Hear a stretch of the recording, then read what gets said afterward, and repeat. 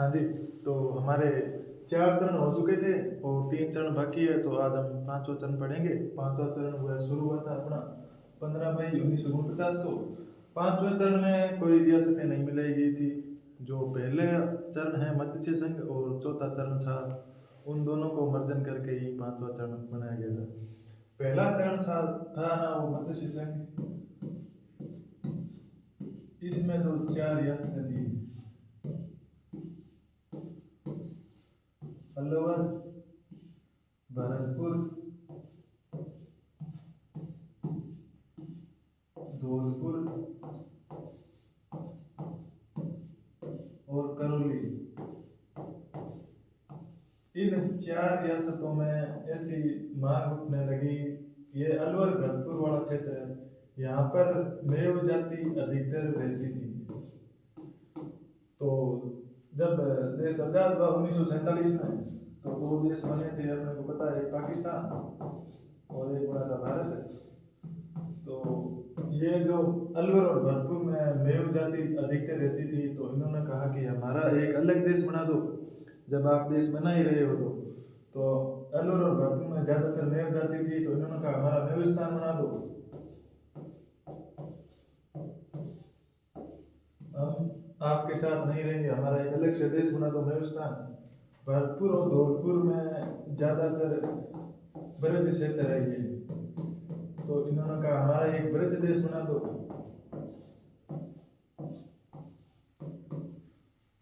अब अलवर और करौली वाला, धौलपुर और करौली वाला, इनकी जनता आपसी में कहने लगी कि हमें यूपी में मिला दो, क्योंकि यूपी में भी टच होता है। अगर राजस्थान का मैप देखे तो इधर यूपी है, यूपी में मिला दो, उत्तर प्रदेश में। तो इन सब की मांगों जब उठने लगी, तो 5वें चरण में दोबारा से इनको मतदान करना था। तो इसके लिए एक समिति बनाई गई कि इन रियासतों में जाओ और जनता से पूछो कि आप वास्तव में किस में मिलना चाहते हो, क्योंकि आपका एकीकरण है वह राजस्थान में हो चुका है। अगर जनता कहती है कि यूपी में मिला दो, तो फिर उत्तर प्रदेश में हम आपको मिला देंगे, लेकिन आप जाके पूछो। तो इसके लिए एक समिति बनाई गई थी, वह थी शंकर देव राय कमेटी। इस कमेटी में 2 सदस्य थे, R.K. सिद्धवा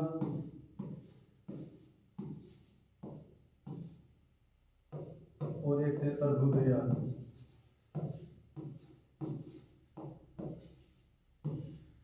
अब इन लोगों ने जाके उन रियासतों से पूछा, उन रियासतों में जो जनता थी उन लोगों से पूछा कि आप वास्तव में उत्तर प्रदेश में मिलना चाहते हैं या राजस्थान में मिलना चाहते हैं।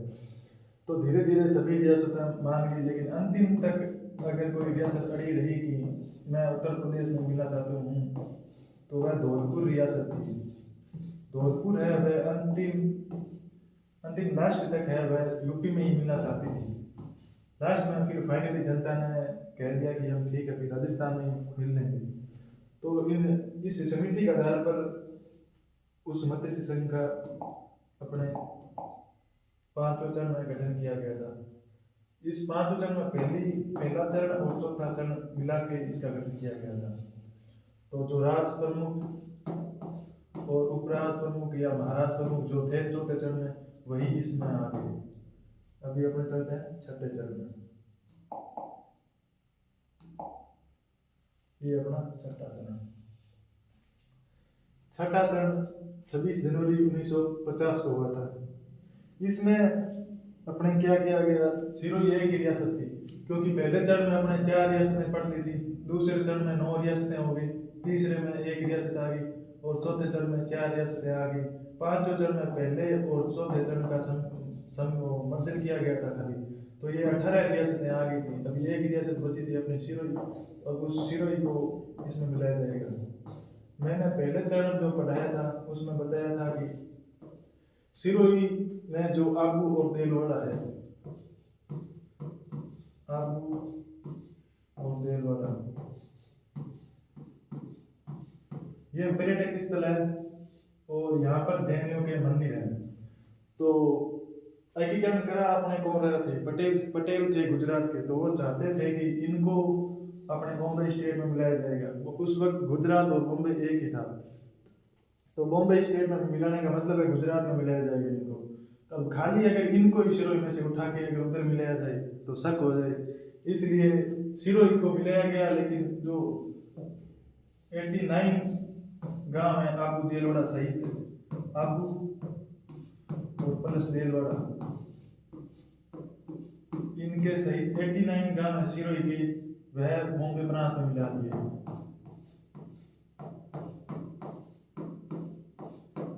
बॉम्बे प्रांत में मिला दिए और बाकी जो बच्चा सिरोही है उसका मर्दन है छठे चरण में आपने कर दिया। तो इससे पहले जब ये चरण हुआ था 1950 से, इससे पहले वो हीरालाल शास्त्री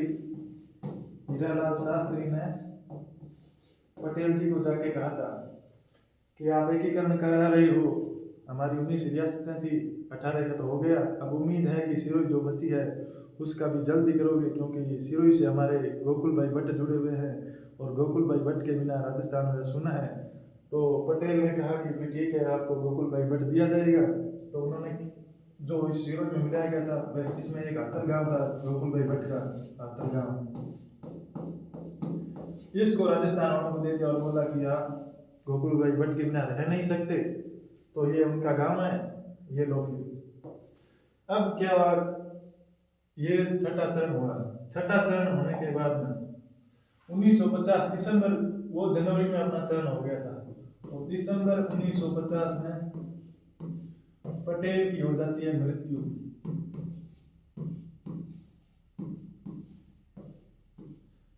अभी भारत में एकीकरण करा कौन रहा था? पटेल। अब पटेल की जब मृत्यु हुई तो जो बॉम्बे प्रांत है उसमें गुजरात और बॉम्बे वाले रहते थे, यानी जो मराठा और गुजरात एक जगह एक प्रांत था उनका। तो मराठी वाले बोले कि हम गुजरातियों के साथ नहीं रहेंगे भाषाई आधार पर, उधर तेलुगु वाले बोले कि हम तमिल के साथ नहीं रहेंगे, उधर जो हिमाचल और पंजाब वाला क्षेत्र है, हरियाणा वाला, वो बोल रहे हमारा भी एक अलग स्टेट बनाया जाए। तो जब ये सारी मांगे उठने लगी तो इन मांगों को शांत करने के लिए एक आयोग बनाया गया था, हाजिर अली आयोग या राज्य पुनर्गठन आयोग, उसी का नाम है राज्य पुनर्गठन आयोग।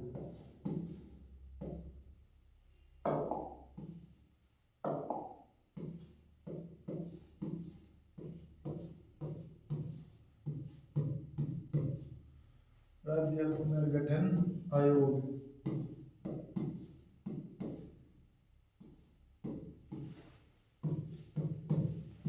दिसंबर 1953। अध्यक्षता, इसमें जो अध्यक्षता हुआ था फजल अली।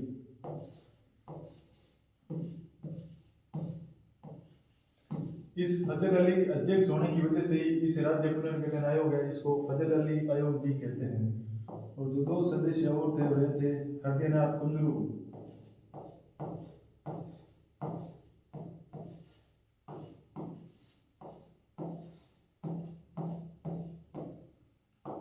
और के.एम. पाणिकर। इन्होंने समिति बनाकर उन राज्यों को बोला कि अपनी अपनी जो भी समस्याएं हैं वो हमारे पास लेकर आइए और हम आपकी समस्याओं को सुनेंगे, अगर वो सुनने लायक और करने लायक होगा उनका कार्य तो हम जरूर करेंगे।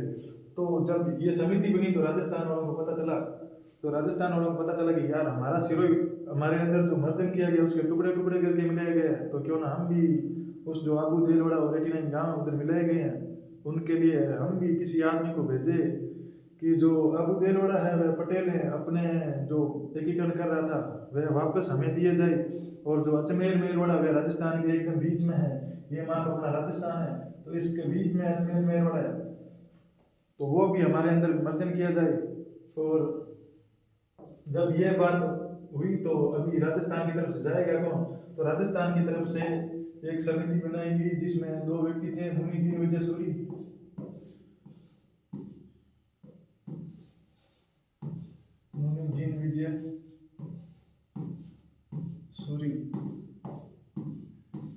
और एक थे अपने दशरथ शर्मा।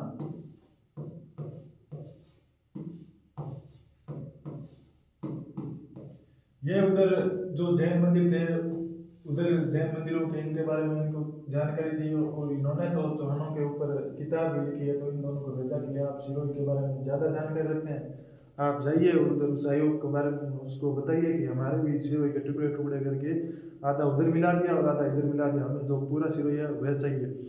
तो जब इन्होंने उस आयोग को बताया तो उस आयोग ने स्वीकार कर ली इनकी मांगे कि हमें तो कुछ लेना देना है नहीं, अगर आपको लगता है कि वो आपका हिस्सा है तो आपको वापस कर दिया जाएगा। तो फिर वो वापस किया गया, यहाँ बुदेलवाड़ा और माउंट आबू जो जैन योग मंदिर है उनको वापस किया गया। और उस आयोग के तहत ही जो अपने हैं सुनील टप्पा, ये एमपी का था, मध्य प्रदेश का, इसे राजस्थान को दिया गया। और जो राजस्थान का था सिरोंज, ये था राजस्थान का, इसे दिया गया मध्य प्रदेश को। और अजमेर मेरवाड़ा, इसे भी राजस्थान में पुनर्गठन किया जाएगा 7 में। ये 3 चीजें हो गई और एक अपने आबू देलवाड़ा वाला हो गया बेटर। तो ये राज्य पुनर्गठन आयोग के तहत ही इसमें मिलाए जाएंगे 7वें चरण में। अभी 1950 में अपना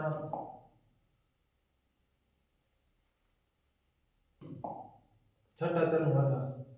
अभी जब छठा चरण हुआ 26 जनवरी 1950 को, तो 26 जनवरी 1950 को अपने संविधान लागू हो गया था। संविधान लागू हो गया तो देश में प्रधानमंत्री एक ही रहेगा। पहले अपने चरणों में हम पढ़ रहे थे कि प्रधानमंत्री माणिकलाल वर्मा, शोभा राम कुमावत, इनको प्रधानमंत्री बनाया जा रहा है। लेकिन जब संविधान लागू हो गया तो देश में प्रधानमंत्री है वह कोई एक ही रहेगा। तो प्रधानमंत्री अपने थे जवाहरलाल नेहरू, और राज्य में कहा गया कि राज्य में बना दो मुख्यमंत्री, सीएम। तो छठे चरण में अपने सीएम, अब सीएम किसको बनाया जाए, तो कहा कि जब इतने दिन हीरालाल शास्त्री जी काम करते आ रहे थे तो इनको ही जो है मुख्यमंत्री बना दो। तो अपने प्रथम निर्वाचित तो जब चुनाव ही नहीं होते, निर्वाचित हुए नहीं थे, तो कहा कि मनोनीत कर दो, एक बार जब चुनाव होंगे तो निर्वाचित हो जाएंगे। तो प्रथम मनोनीत मुख्यमंत्री, मनोनीत यानी जिसका चुनाव अभी हुआ है, मनोनीत सीएम, वो अपने थे हीरालाल जी।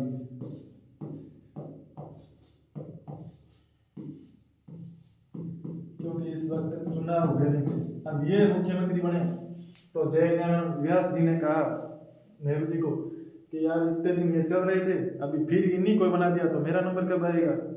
तो फिर नेहरू जी ने कहा कोई बात नहीं, इनका अच्छा चल रहा है, अभी जब इनका अच्छा चल रहा है इसीलिए आगे बढ़ के, नहीं कहीं इनकी सरकार अच्छी नहीं चल रही है, अभी इनका कार्यकाल अच्छा नहीं चल रहा है। तो फिर नेहरू जी ने क्या किया कि जो अपने आईसीएस उस समय परीक्षा थी उसमें पास टॉप किए हुए थे CS वेंकटाचारी, इनको बना दिया दूसरा। ये बीकानेर रियासत में भी काम कर चुके हैं, आप बीकानेर रियासत के बारे में पढ़ेंगे तो उसमें भी इनका जिक्र है। तो दूसरा अपना मनोनीत सीएम है वह इनको बना दिया। जब इनको सीएम बना दिया तो व्यास जी ने देखा स्टेटस कि नए सीएम इनको बना दिया, तो उन्होंने कहा, फिर नेहरू जी को फिर कहा कि अरे इनको हटाना नहीं था, तो इनको हटाना नहीं था, मेरे को बनाना था। तो कभी ऐसा पहले ही बोल देता कि इनकी अच्छी नहीं चले, मुझे बना दो। तो फिर अपने बनाए गए व्यास जी, ये चुनाव नहीं गए उससे पहले की बातें हैं।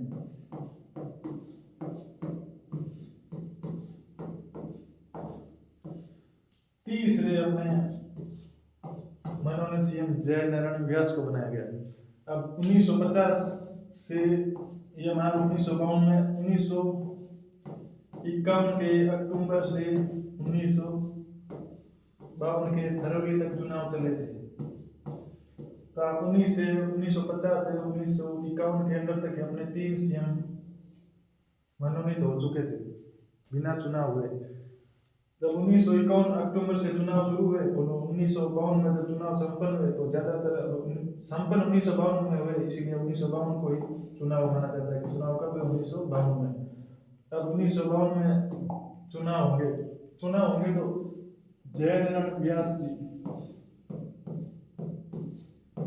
इन्होंने क्या है कि जोधपुर से पर्चा भरा था, जोधपुर। अब जोधपुर से खड़ा कौन हो रहा है? हनुमान सिंह जी, महाराजा थे। जब ये खड़े हो रहे थे तो जयनारायण व्यास जी वहाँ पर गए और महाराजा को बोला कि आप मत खड़े होइए। तो राजा ने कहा ऐसा क्यों, अभी तो संविधान लागू हो गया है, स्वतंत्र देश में सभी को हक है कि क्या राजा और क्या रख सबको खड़े होने का अधिकार है। कि बात ऐसी नहीं है, बात ऐसी है कि आप मेरे सामने खड़े हो रहे हो और आपकी मतलब हार मेरी हार है, मेरी हार तुम्हें कैसे पता। क्या मैं अभी अभी आ रहा था तो देखा मुझे देख के लोग सेल्फी लेने के लिए कह रहे जयनारायण व्यास जी आ गए, व्यास जी आ गए, काफ़ी भीड़ लग गई थी कि वो ऐसे ही करें, तुम पॉपुलर नेता हो इसीलिए। बाकी व्यास जी आप ऐसी बात मत करो। आपको अगर लगता है मैं हार जाऊंगा आपके सामने, तो अगर मैं आपके सामने अगर पत्थर पत्थर को रख दूं और बोलूं कि सामने जयनारायण व्यास जी खड़े हैं और उसके सामने ये मेरा पत्थर, इसको वोट करना है, तो भी ये भट्टा जीत जाएगा, आप हार जाओगे। तो व्यास जी को फाइनली लगा कि यार यहाँ से हम जीतेंगे नहीं। तो व्यास जी चालू आदमी थे अपने, इन्होंने एक सीट से और भर दिया, जालोर से और पर्चा भर दिया। अब जालोर से और पर्चा भर दिया, दो जगह से चुनाव लड़े और हार गए दोनों जगह से। अब सीएम तो बनना, अब मुख्यमंत्री बनने के लिए जीतना जरूरी, जब ये जीते नहीं तो अपने जीत के नहीं आए तो फिर नेहरू जी ने पूछा यार बता दे किसको बनाना है सीएम। फिर तुम कहेगा कि इसको बनाया, मेरे को बनाना था, तुम तो हार गया। तो कहा मेरे फेवर का आदमी है टीकाराम पालीवाल। टीकाराम पालीवाल ये अपने फर्स्ट मनोनीत चुनाव हो गया तो ये निर्वाचित हो गए, ये अपने फर्स्ट हो गए निर्वाचित। अब इनको सीएम बना दिया, कांग्रेस की सरकार आ गई। अब सरकार आ गई तो व्यास जी को लगेगी यार इनको देख टीकाराम पालीवाल जी को ये भाषण दे रहे कि यार योजनाएं तो मुझे लागू करनी थी, ये टीवी में आ रहा है, सीएम तो मुझे बनना था। तो अब इनको पास है यार कुछ दिनों के लिए बैठने के लिए दे देना तेरी कुर्सी, क्या क्यों मजाक कर रहे हो यार, मैं जीत के आया हूँ तुम हार के आए हो, कि कोई बात नहीं कोई बात। फिर इनको लगा जयनारायण व्यास जी को कि अपनी सरकार तो वैसे भी आ गई है, तो जो चांदमल मेहता थे, चांदमल मेहता इनके पास गए, ये किशनगढ़ से निर्वाचित थे। किशनगढ़ से इन्होंने चुनाव जीत रखा था। चुनाव इनको जाके बोले तो मेरा मित्र है, मेरे लिए क्या कर सकता है। बोला जान हाजिर है आपके लिए, क्या जान नहीं चाहिए, तो अभी अभी जीत गया इस्तीफा दे दे, क्या इससे आपको क्या लाभ होगा, क्या फिर चुनाव कराएंगे। कहता चुनाव करोगे तो मैं जीतता हुआ हूँ ना, मुझे ही कुछ बता दो। तो ऐसा नहीं तो इस्तीफा दे तो सही। इस्तीफा दिया, इन्होंने दिया इस्तीफा, इस्तीफा दिया। व्यास जी तुरंत कॉल किया नेहरू को, क्या देखा जो जीत गए हैं उनका घमंड तो देखो, इस्तीफा दे रहे हैं। आपको लगता नहीं ऐसे नेता क्या काम के, मुझे मुझे उधर से लड़ो चुनाव। क्या फिर ठीक है तुम लड़ दो उधर से चुनाव, तो व्यास जी उधर से लड़े चुनाव किशनगढ़ से। अब सरकार कांग्रेस की आ रखी थी और उधर कोई मजबूत कैंडिडेट, तो अपने जो नेक्स्ट सीएम है वो जयनारायण व्यास जी जो जीत गए, तो टीकाराम पालीवाल जी को बोला कि योजनाएं तो बहुत लागू कर ली, अब आपको हटना पड़ेगा। क्या फिर सीएम कौन बनेगा, क्या मैं बनूंगा ना, किस लिए जीत गया हूँ। तो सेकंड सीएम अपने कौन बने, निर्वाचित में जयनारायण व्यास, ये सीएम बने। तो फिर टीकाराम पालीवाल जी ने कहा यार फिर पहले तो मुझे बनाया, मुझ में क्या कमियां थी, मैं क्या शैम्पू नहीं लगाता, रोज नहा के आता हूँ। तो ऐसी बात नहीं है, अभी जयनारायण व्यास है इनको सीएम बना दिया गया। आप ज्यादा दुखी मत हो, आपको बना दिया जाएगा उप मुख्यमंत्री प्रेमचंद बेरवा, अभी वर्तमान देखें तो इनको बना दिया गया उप मुख्यमंत्री।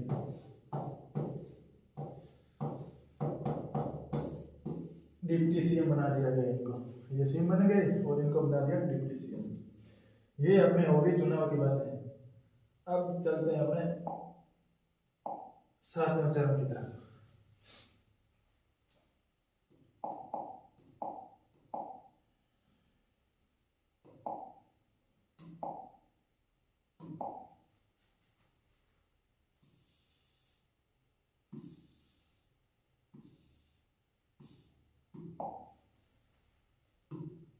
ये अपना सातवां चरण 1 नवंबर 1956। इसमें क्या किया गया, जब 1952 में जब चुनाव हुए थे तो अपने अजमेर मेवाड़ा में अलग से चुनाव हुए थे। राजस्थान में तो चुनाव हुए ही थे, लेकिन अजमेर मेवाड़ा वह अलग था। अजमेर मेवाड़ा में 30 सदस्य थे, 30 सदस्य। इनकी सभा को धारा सभा बोला जाता था, धारा सभा। अब जब राजस्थान में जब सीएम बने तो इधर भी सीएम बनेगा, अलग चुनाव है। इधर सीएम बना था हरिभाऊ उपाध्याय।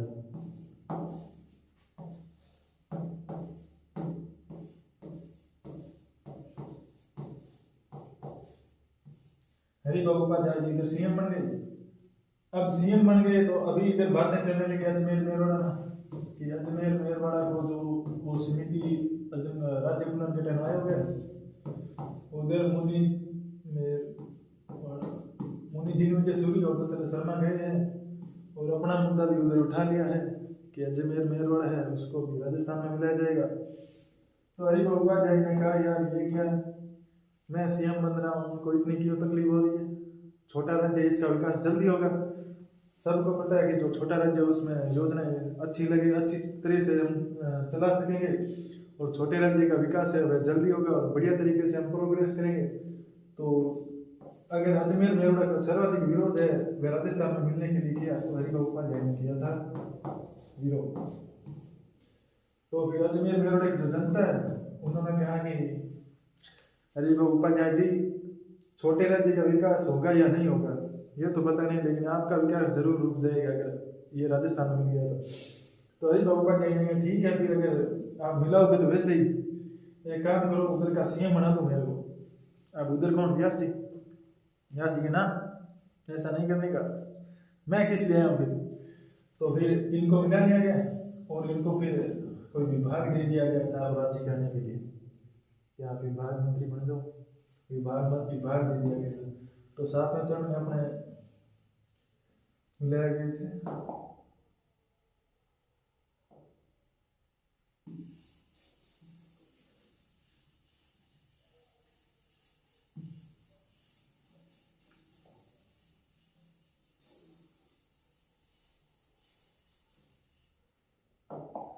एक तो अजमेर मेरवाड़ा,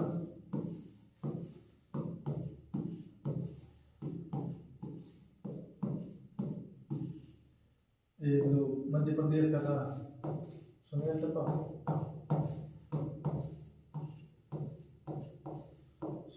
ये राजस्थान में रहेगा,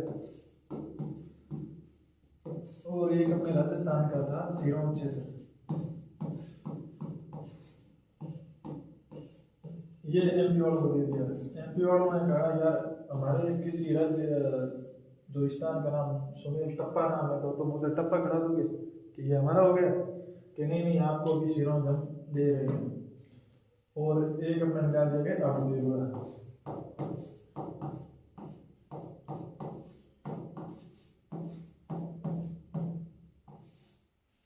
अगर इन चारों की समिति को देखिए, किस समिति की सिफारिश पर ये राजस्थान में लाए गए, तो वो थे फजल अली आयोग।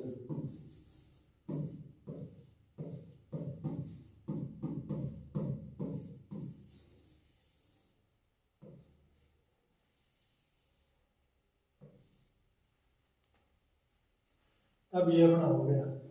अभी जब ये अजमेर मेरवाड़ा को मिलाया गया तो पहली बात तो हरिभाऊ उपाध्याय ने कहा मेरे को सीएम बना दो उधर का, तो सीएम तो बनाया नहीं। फिर हरिभाऊ उपाध्याय ने एक मुद्दा उठाया कि अजमेर मेरवाड़ा को राजधानी बना दो। क्यों कि अगर आप देखोगे तो इतिहास उठा के देखोगे तो पहले भी चौहानों की राजधानी अजमेर मेरवाड़ा थी। फिर जो अंग्रेज है उन्होंने भी अजमेर मेरवाड़ा को केंद्र शासित प्रदेश बनाया। तो इस प्रकार से अजमेर मेरवाड़ा महानगर राजस्थान के एकदम सेंटर में पड़ता है, तो अजमेर मेरवाड़ा को राजधानी बना दिया जाए। तो अब इसके लिए ये विवाद हो गया, तो इस विवाद को निपटने के लिए एक समिति बनाई गई थी। उस समिति का नाम था पी सत्यनारायण।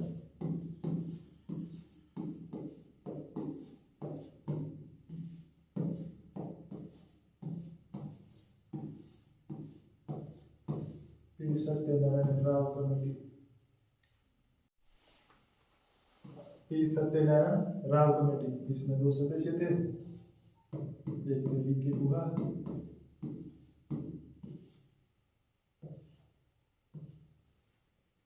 और एक अपने थे वी विश्वनाथन।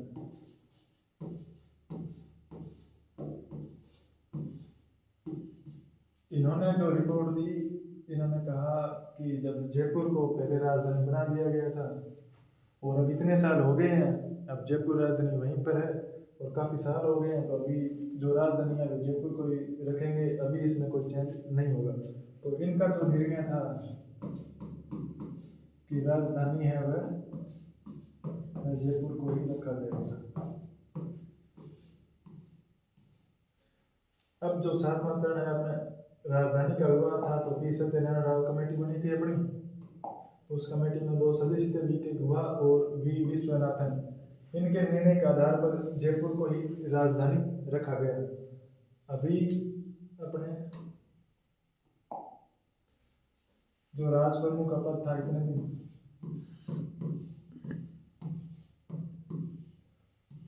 उसे 7वें संविधान संशोधन 1956 द्वारा कहा कि राजप्रमुख का पद है उसे हटाया जाएगा और अभी राज्यों में राज्यपाल बनाया जाएगा। तो प्रथम राज्यपाल बने थे सरदार वल्लभभाई निहाल सिंह।